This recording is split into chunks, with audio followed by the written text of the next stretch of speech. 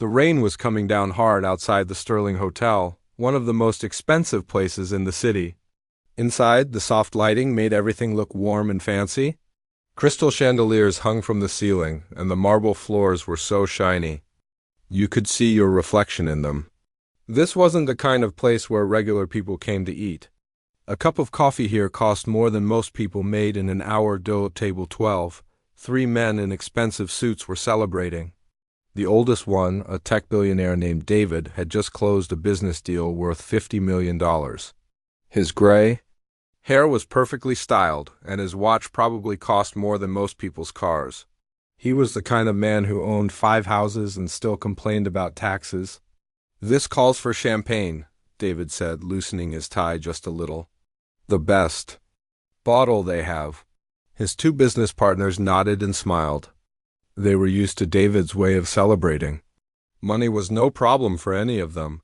They had all started from nothing and built their fortunes through hard work and smart decisions. But success had a way of making people forget what it was like to struggle. The restaurant was busy that night. Rich families were enjoying their dinners, and business people were making deals over expensive wine. The sound of quiet conversations mixed with the soft music playing in the background. Everything felt perfect and controlled. That's when she walked up to their table. Her name was Isabella, and she was their server for the evening. She was young, maybe 25, with dark hair pulled back in a neat ponytail. Her uniform was clean and pressed, but you could tell it wasn't new. She carried herself with quiet dignity, even though her shoes were worn and her hands showed the signs of someone who worked hard every day. "Good evening, gentlemen," she said with a polite smile. "Congratulations on your celebration. I heard you'd like to see our wine menu?" David looked up from his phone and studied her for a moment. There was something different about this girl. She spoke well, better than most of the servers he'd met. Her posture was straight, almost like a dancer's. And her eyes, there was intelligence there, like she was seeing more than just another table of rich customers. "The 1996 Dom Perignon," David said without looking at the menu. "And bring us your best appetizer selection?" "Of course, sir. I'll have that right out for you."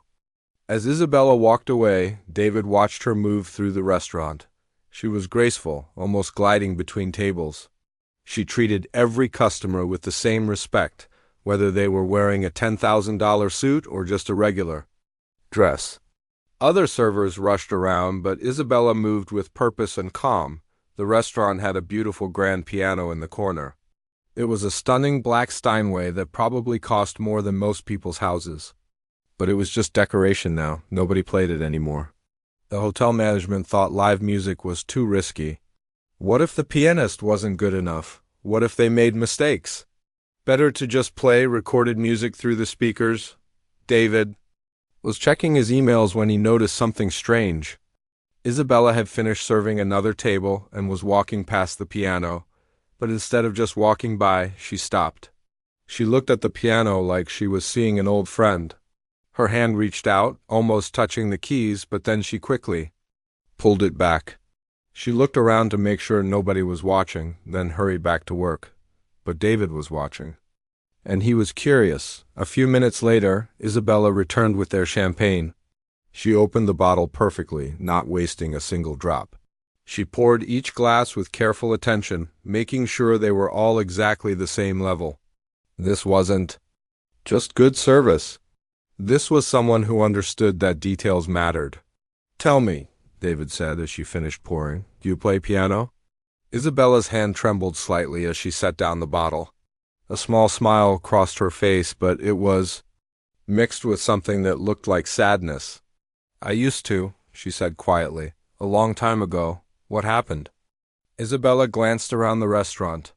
She shouldn't be having personal conversations with customers. Her manager, Mr. Peterson, was always watching. He was the kind of man who believed servers should be invisible, only speaking when spoken. If he saw her chatting with customers, she could lose her job, and she couldn't afford to lose this job. "Life happened," she said simply. "Sometimes dreams have to wait for more practical things." David's business partners weren't paying attention to the conversation. They were too busy looking at their phones and talking about their next deal, but David was fascinated. There was a story here, and he wanted to hear it. "What kind of music did you play?" he asked. Isabella's eyes lit up for just a moment. "Classical. Mostly Chopin, Beethoven, Mozart. I studied at the conservatory for 3 years before—" She stopped herself. "I'm sorry, I shouldn't be talking about this. Let me get your appetizers." As she walked away again, David found himself thinking about her words. The conservatory. That was serious training. You didn't just casually study? At a music conservatory? You had to be really good to even get accepted, and the way she said those composers' names, it was like she was talking about old friends. David had always been good at reading people. It was one of the reasons he was so successful in business. He could tell when someone was lying, when they were nervous, when they were hiding something important. And Isabella was definitely hiding something important. When she came back with their food, he watched her hands as she arranged the plates. They were servers' hands now, a little rough from washing dishes and carrying heavy trays, but he could see something else. Her fingers were long and graceful. They moved with precision and control. These were musicians' hands. "This piano, David?" said, nodding toward the corner. "Does it work?" Isabella followed his gaze. "Yes, sir. It's tuned regularly. The hotel likes to keep it in perfect condition, even though nobody plays it anymore." "Why doesn't anyone play it?" "Insurance reasons, mostly. And they worry about disturbing the other guests." David looked around the restaurant. It was getting later, and most of the dinner crowd had left. Only a few tables were still occupied, mostly by business people like himself who didn't worry about getting home early. "Seems like a waste," he said. "A beautiful instrument like that, just sitting there silent." Isabella nodded. "It is. Music is meant to be heard, not just looked at." There was something in her voice when she said that, a longing that she was trying to hide. David had heard that tone before, in his own voice, back when he was young and hungry and dreaming of success. It was the sound of someone who had lost something precious. As Isabella continued serving other tables, David found himself watching her more carefully. Every time she passed the piano, she slowed down just a little. Her eyes would drift to the keys, and her fingers would move slightly like she was playing invisible music. She was trying to hide it, but David was good at seeing what people were trying to hide. His business partners were getting ready to leave. They had early meetings the next morning, and they'd had enough celebration for one night. But David wasn't ready to go. He was too curious about Isabella and her story. "You go ahead," he told his partners. "I'm going to stay for another drink." After they left, David sat alone at his table, sipping his champagne and thinking. He had everything money. Could buy houses, cars, boats, companies. But he'd never forgotten what it felt like to have a dream that seemed impossible. He'd been lucky. His dreams had come true. But what about people like Isabella? What happened to their dreams?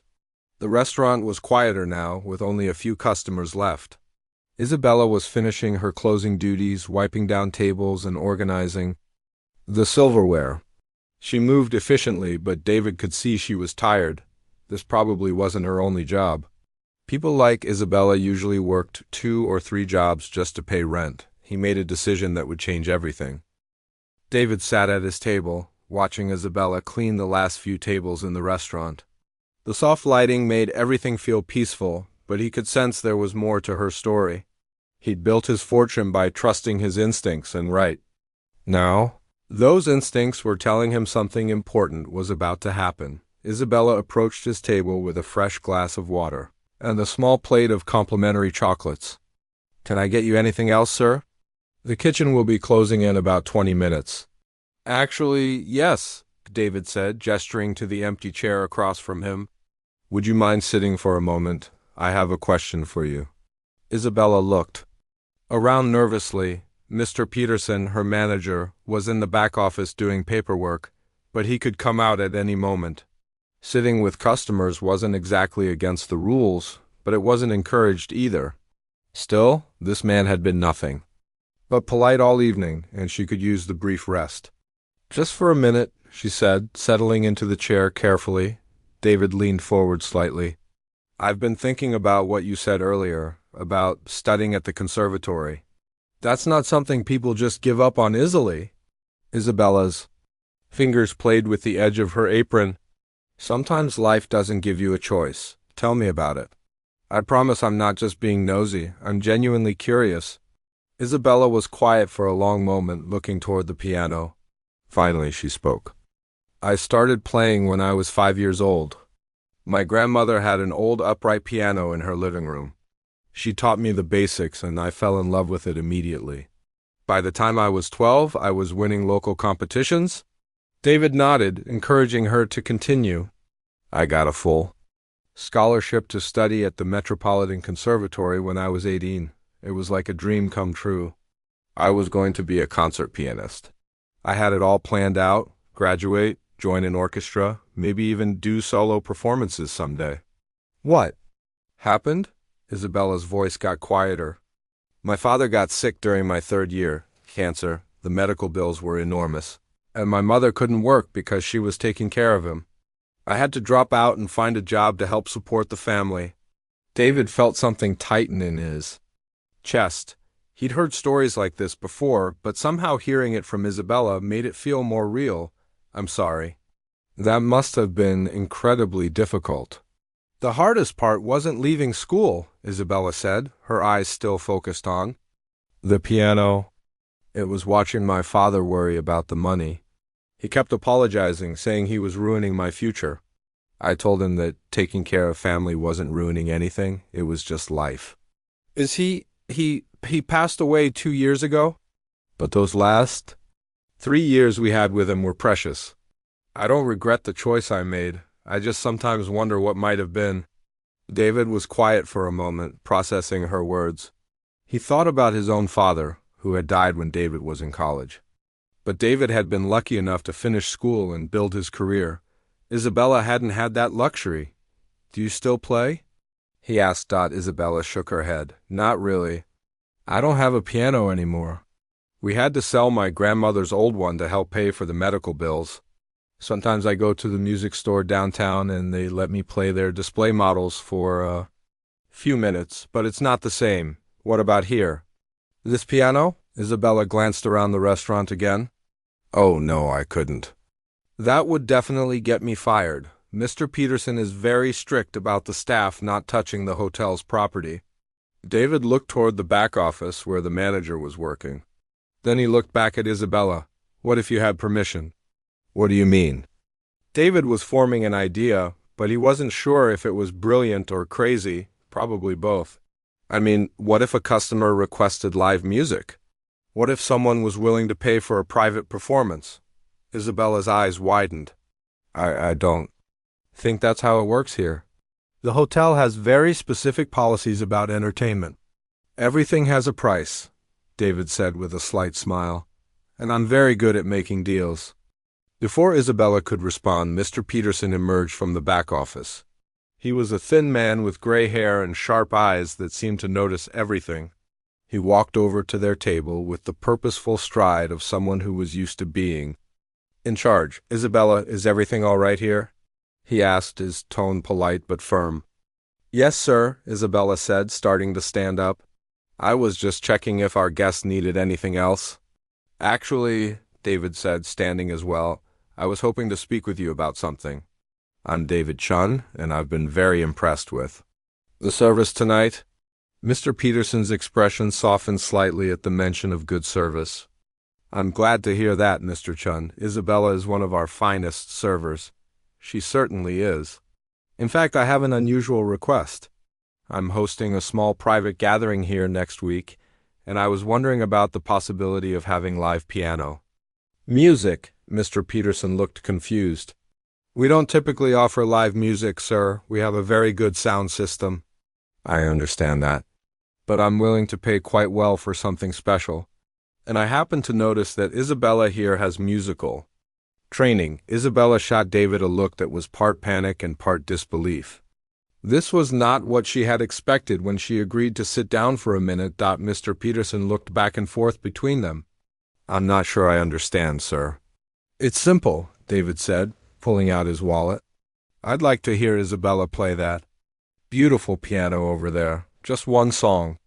And I'm willing to pay $500 for the privilege. The restaurant went completely silent. The few remaining customers looked up from their conversations.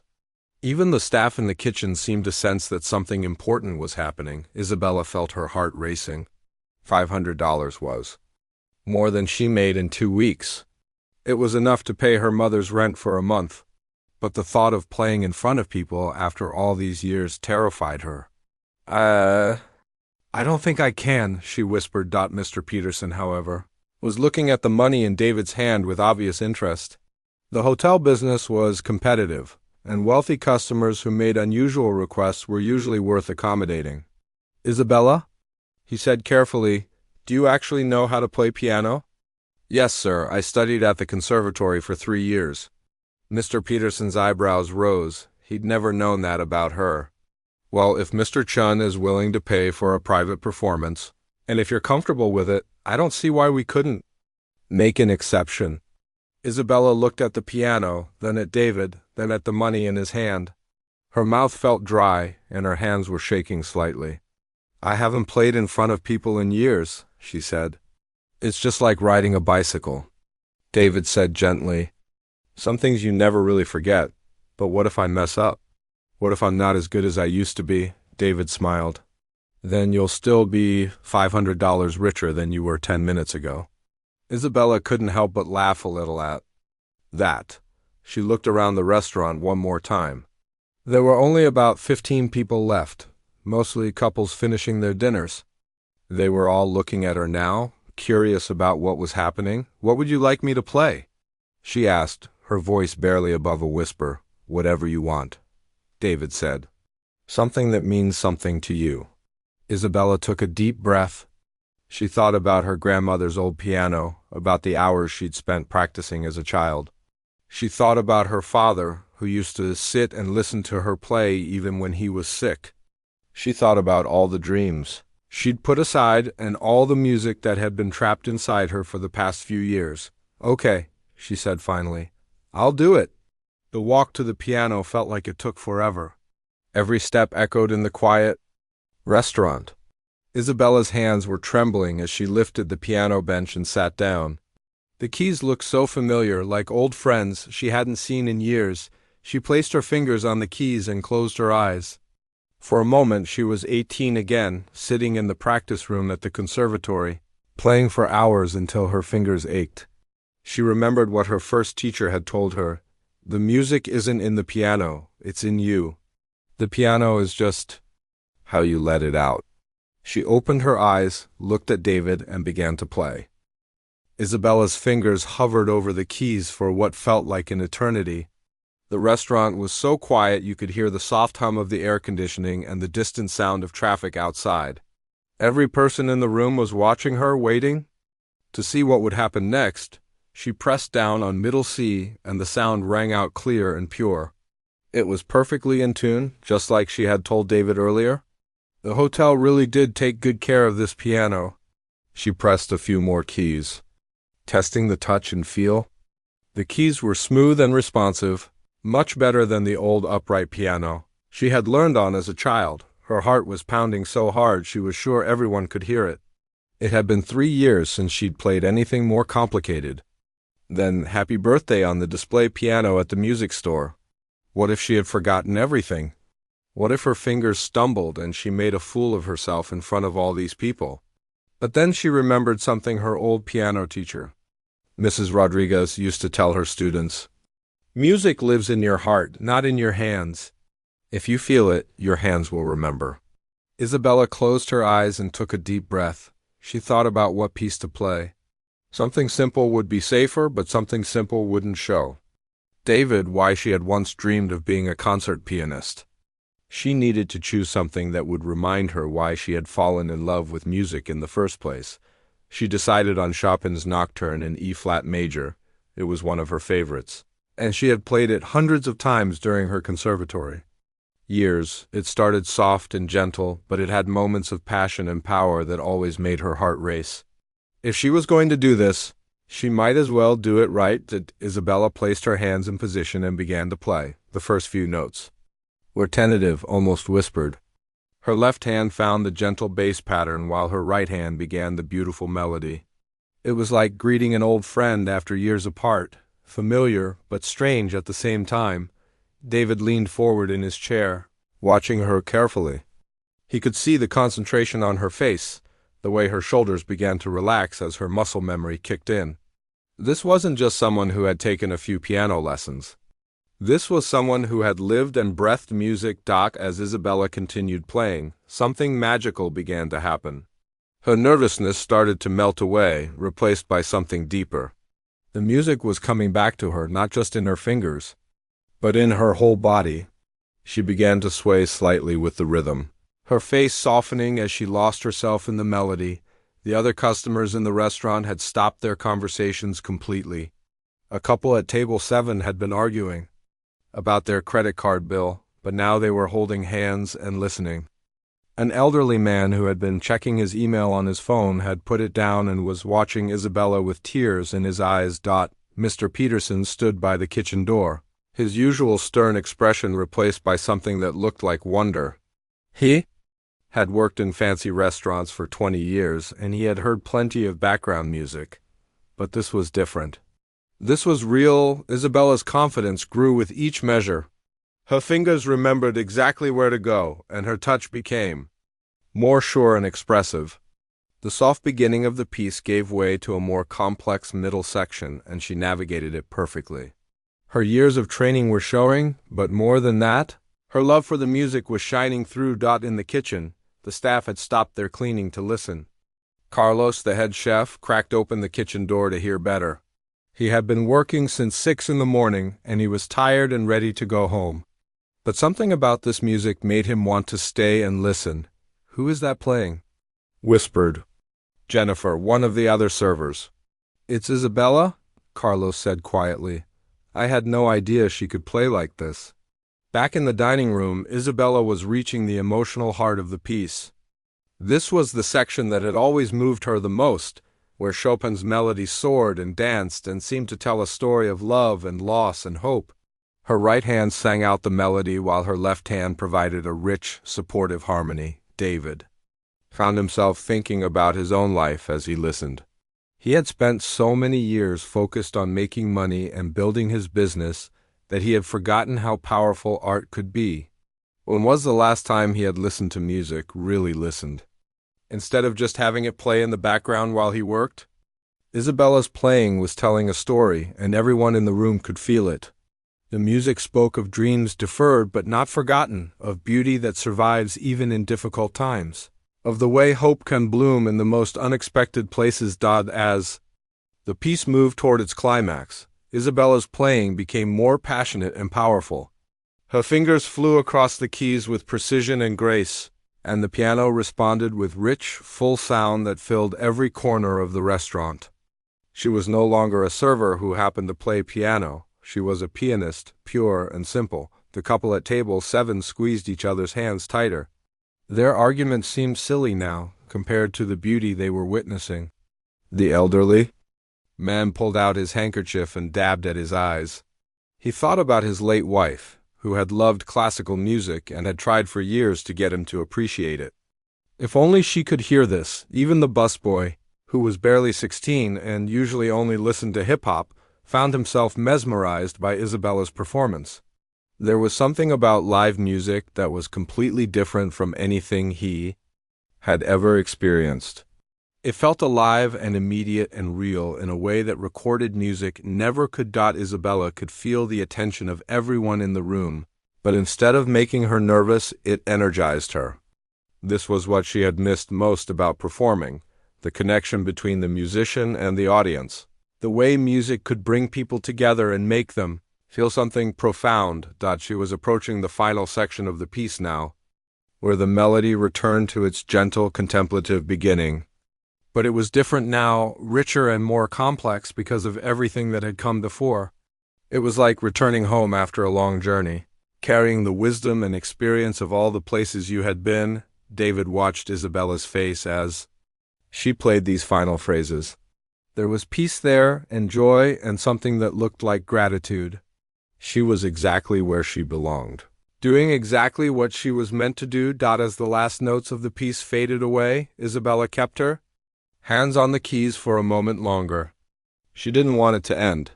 For the first time in years, she felt complete. The music had reminded her of who she really was. Underneath all the worry and responsibility and daily struggle, the restaurant was completely silent. Everyone seemed to be holding their breath, not wanting to break the spell that Isabella's music had cast over the room. Then, slowly, David began to clap. The sound of his applause seemed to wake everyone else from their trance, and suddenly the entire restaurant erupted in applause. People were standing up, cheering, some wiping tears from their eyes. Isabella opened her eyes and looked around in amazement. She had never received an ovation like this, not even during her conservatory recitals. The joy and appreciation on everyone's faces was overwhelming, but the biggest surprise was still to come. The applause went on for what felt like forever. Isabella sat at the piano bench, her hands still trembling slightly, looking around the restaurant in complete disbelief. People were standing, clapping, some even whistling their appreciation.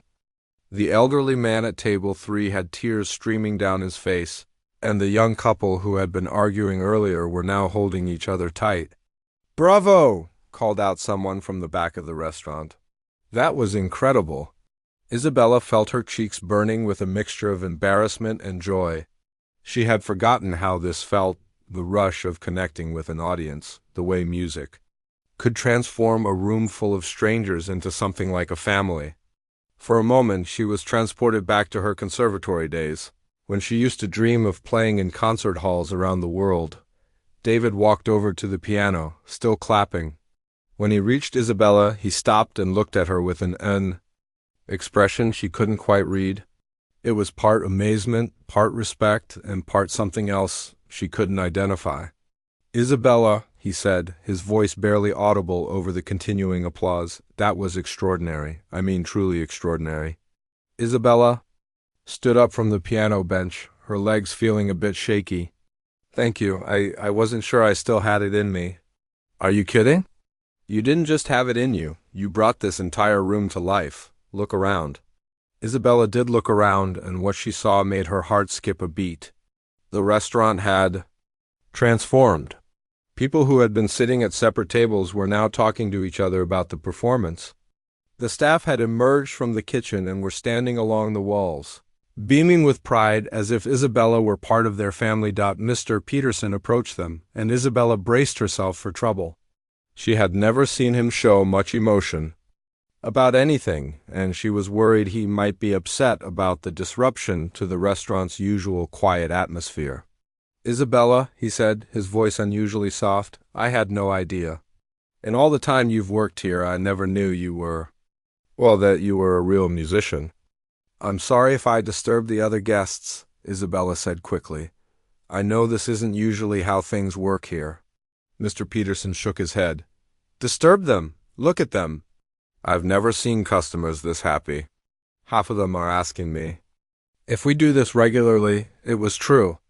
Around the restaurant, people were still talking excitedly about the performance.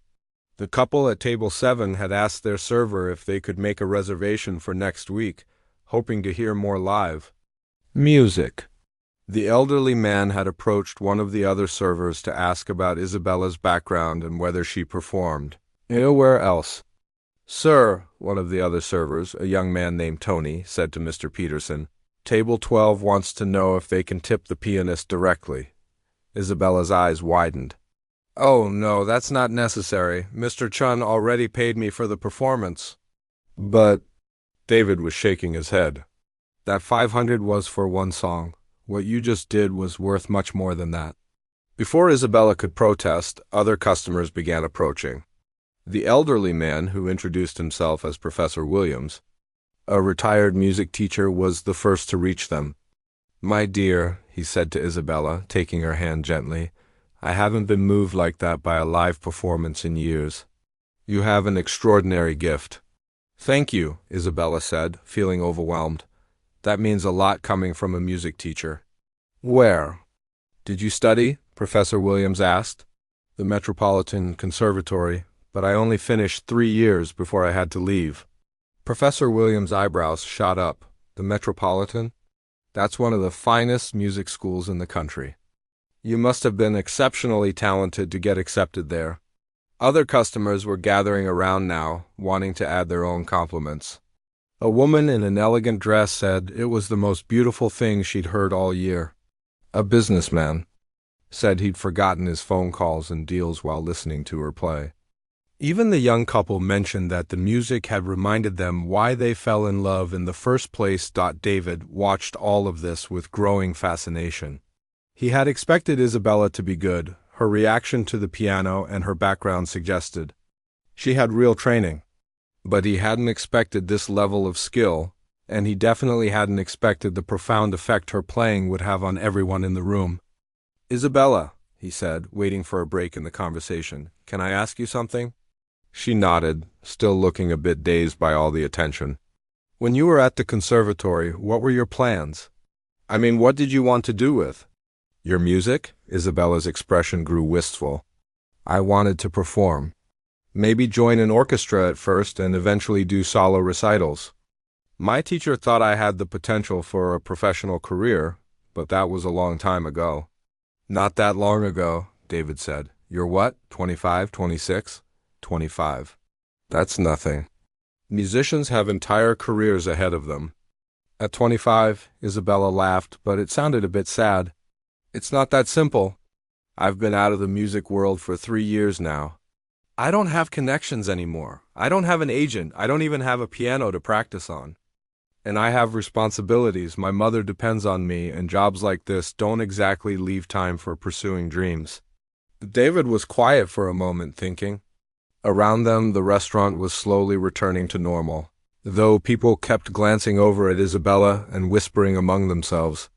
Several customers had left larger tips than usual, and more than one had asked Mr. Peterson for Isabella's schedule so they could request her section when they returned.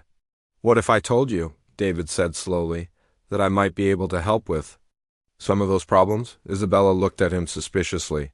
"What do you mean?" "I mean, I have some connections in the music world, and I have resources. What if we could find a way to get you back into music without abandoning your responsibilities?" "Mr. Chun, I appreciate the offer, but I'm not looking for charity. I've made my choices, and I'm okay with them." "This wouldn't be charity," David sighed. "This would be an investment in talent and potential." Before Isabella could respond, Mr. Peterson cleared his throat. "Isabella, I hate to interrupt, but I've been thinking about what happened here tonight. What would you say to playing here regularly? Maybe Friday and Saturday nights, we could advertise it as live dinner music." Isabella stared at him. "Are you serious?" "Dead serious. I've already had 6 people ask me about booking private parties here if we can guarantee live piano music. And the way people responded tonight, I think we could charge a premium for tables on music nights." Isabella looked around the restaurant again. A few customers were still lingering, clearly hoping she might play another song. The staff was cleaning up, but they kept glancing over at her with new respect and admiration. I don't know what to say," she said. "Say yes," David said firmly. "And then let's talk about what other opportunities we might be able to create for you." Isabella felt like she was standing at the edge of a cliff, looking down at water. That might be refreshing or might be dangerous. For 3 years, she had focused on survival, on taking care of her mother, on making enough money to get by. She had put her dreams in a box and told herself she was being practical, but tonight, for the first time in years, she had remembered what it felt like to be truly alive. She had felt the music flowing through her again, had seen the way it could touch people's hearts and bring them together. Maybe it was time to stop being so practical. Maybe it was time to take a chance. "Okay," she said, her voice stronger than she felt. "Yes, let's talk." David smiled, and Isabella had the feeling that her life was about to change in ways she couldn't even imagine. 3 months later, Isabella stood backstage at the Lincoln Center, her heart pounding with the same nervous energy she had felt that night at the Sterling Hotel. But this time, it was different. This time, she was wearing an elegant black dress.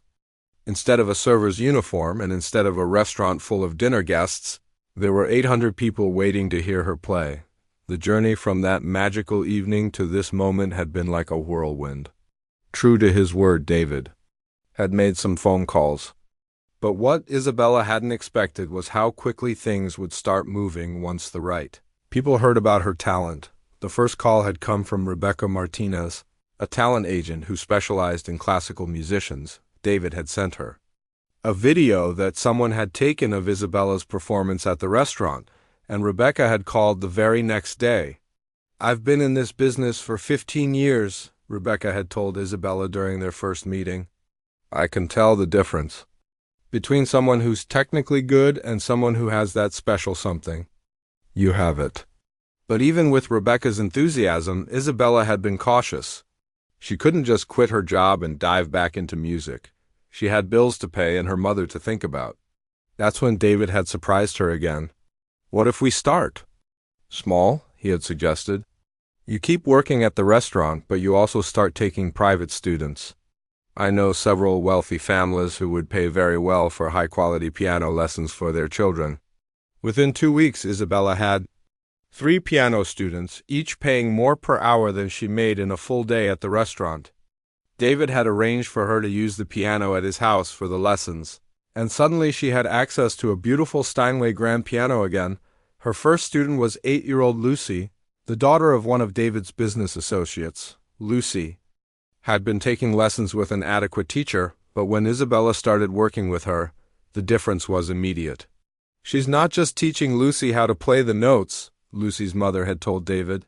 "She's teaching her how to feel the music. Lucy practices for hours now without us even asking her to." Word spread quickly among the wealthy families in the city. Parents started requesting Isabella specifically, and within a month she had a waiting list of potential students. She was able to cut back her hours at the restaurant to just weekend nights, focusing on the music performances that Mr. Peterson had made a regular feature. The restaurant gig had been a success beyond anyone's expectations.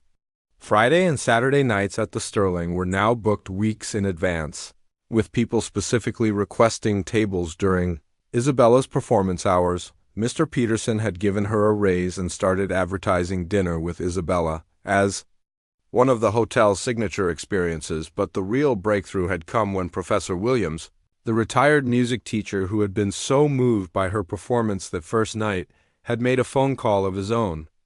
"I have a friend who works for the Young Artists program at Lincoln Center," he had told Isabella. "They have a showcase every year for emerging classical musicians. I think you should audition." Isabella had laughed. "Professor Williams, I'm hardly an emerging artist. I'm a former student who's been out of the music world for years." "Nonsense," he had said firmly. "You're 25 years old with extraordinary talent and a story that people need to hear. That's exactly what the Young Artists program is looking for." The audition had been terrifying.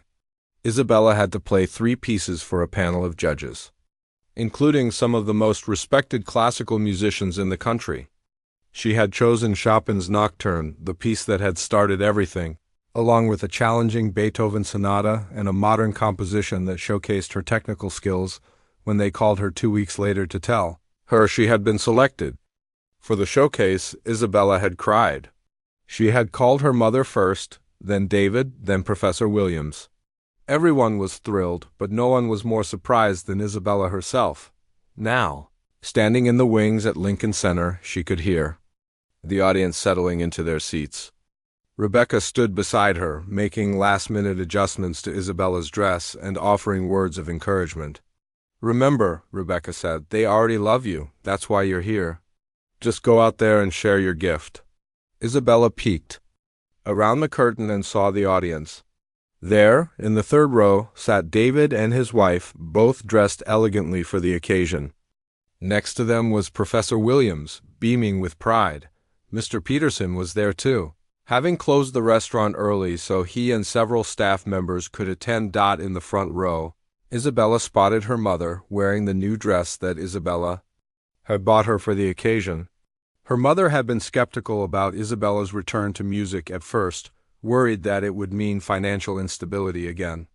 But when she saw how happy Isabella was, how alive she seemed when she talked about Music, she had become her biggest supporter. "Ladies and gentlemen," came the announcement over the sound system, "please welcome Isabella Rodriguez, performing Chopin's Ballade No. 1 in G minor."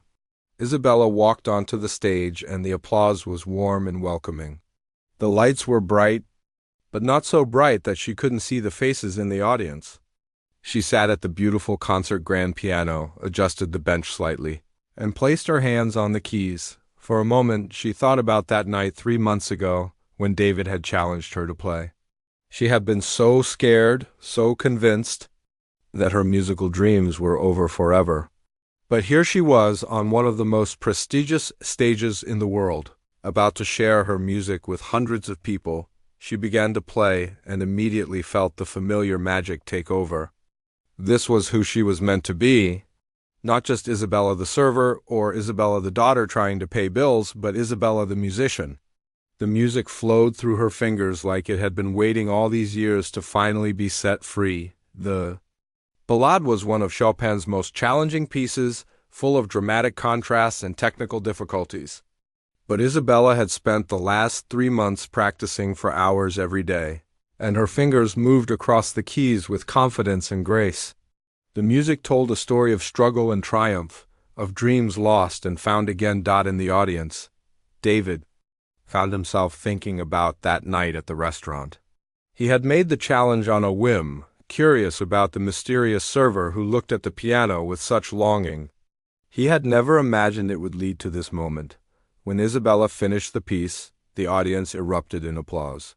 People were standing, cheering, and Isabella could see tears on many faces.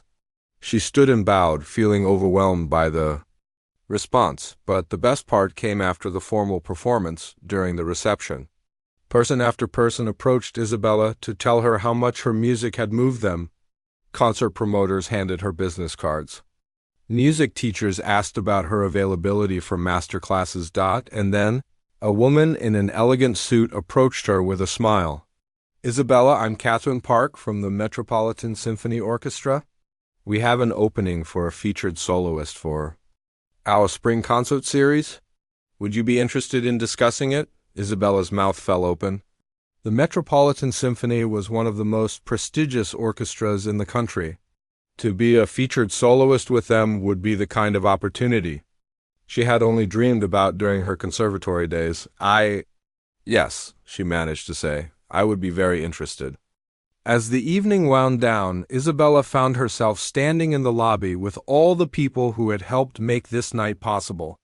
David, Professor Williams, Rebecca, Mr. Peterson, and her mother were all there, chatting and laughing like old friends. "So," David said, walking over to Isabella with a glass of champagne, "how does it feel to be back where you belong?"